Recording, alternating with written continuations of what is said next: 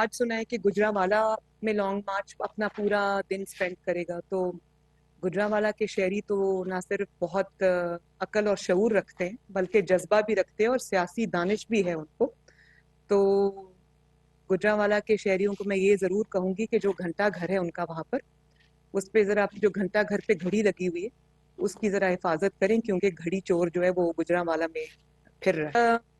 दूसरी ये वजह है कि अब ये अभी भी वही इस्टेब्लिशमेंट ढूंढ रहा है जो इसके हाथ बन जाए, जो इसके आंखें बन जाएं, जो इसके नाक बन जाएं, जो इसके कान बन जाएं। और अवाम को इस बात का पता है, इसलिए आप देखें कि लॉन्ग मार्च आज कितने 5 दिन हो गए हैं शायद लॉन्ग मार्च को। 5 दिन में वो जो पार्ट टाइम लॉन्ग मार्च है उसको पार्ट टाइम लॉन्ग मार्च कहना चाहिए। खाना खा के दोपहर का ये घर से निकलते हैं लाहौर से, और फिर शाम की चाय पीने के लिए घर वापस चले जाते हैं। तो ये जो पार्ट टाइम लॉन्ग मार्च है ये 2 दिन में 2 घंटों में खत्म हो जाता है। हर 10 मील के बाद ये वापस लाहौर आ जाते हैं। और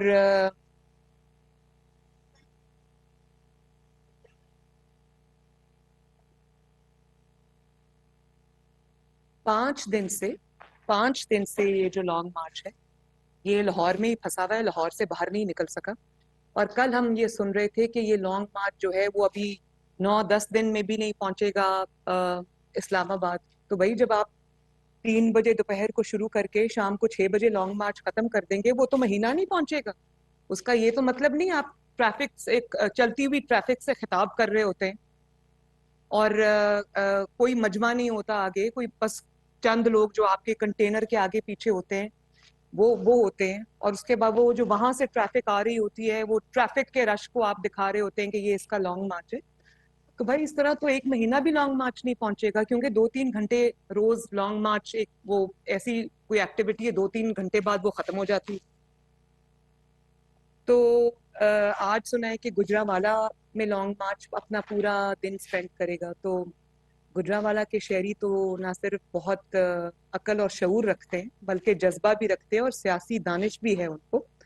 तो गुजरांवाला के शहरियों को मैं ये ज़रूर कहूँगी कि जो घंटा घर है उनका वहाँ पर, उस पे ज़रा जो घंटा घर पे घड़ी लगी हुई है उसकी ज़रा हिफाजत करें, क्योंकि घड़ी चोर जो है वो गुजरांवाला में फिर रहा है।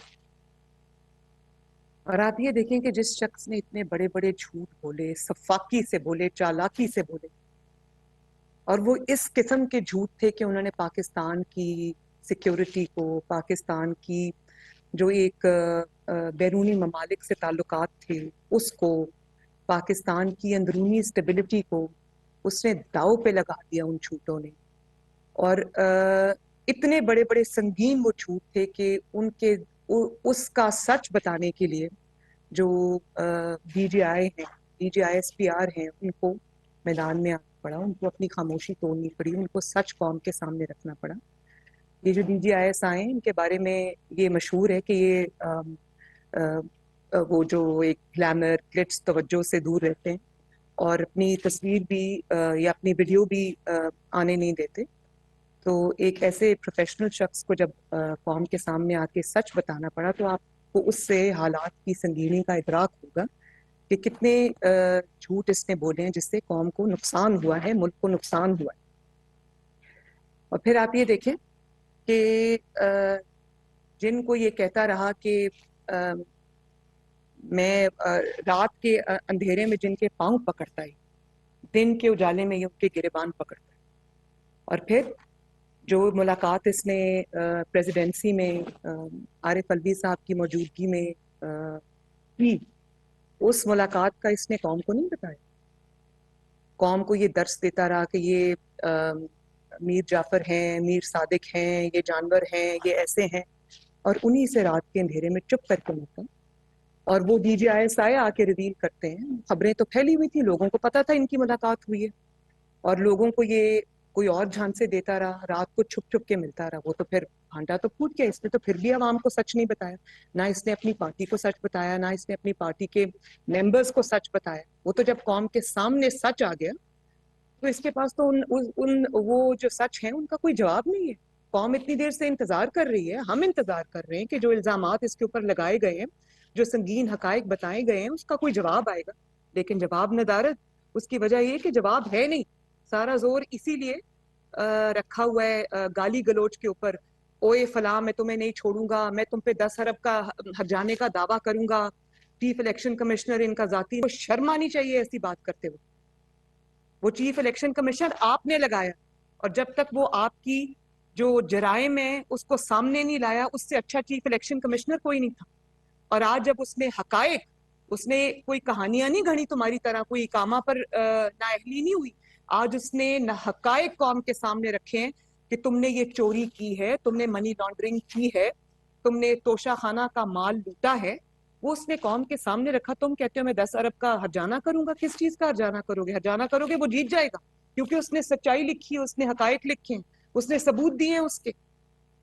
اور کہتا ہے کہ اس سے 10 ارب روپیہ لے کر ہرجانہ میں شوکت خانم کو دے دوں گا.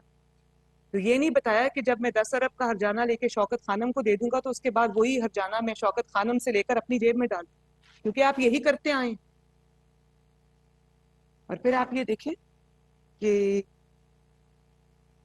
اتنی سنگین نوعیت کی بات, ایک شخص جو اپنے آپ کو جمہوری لیڈر کہتا ہے, میں اس کو نہیں لیڈر مانتی, میں اس کو جمہوری شخص بھی نہیں مانتی, میں اس کو سیاستدان بھی نہیں مانتی. وہ ایک فورن فنڈڈ فتنہ ہے, ایک انتشار کے لیے پاکستان میں لانچ کیا گیا اور اس کے لیے پیسے دیے گئے. تو وہ شخص جب جمہوریت کی بات کرتا ہے تو انسان کا سر شرم سے جھک جاتا ہے.